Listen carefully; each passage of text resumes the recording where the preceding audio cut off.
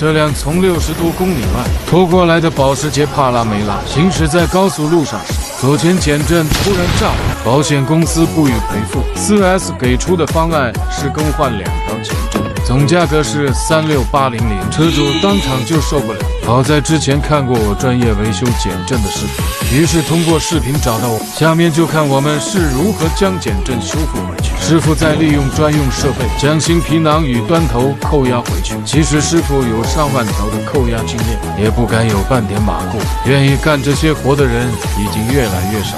如果有缘刷到这条视频，麻烦您伸出发财的手，顺便帮我点个赞，得到你的肯定就是对我最大的鼓励。感谢你们！再次检测已经不漏了，这样的维修收多少合适？评论区讨论一下。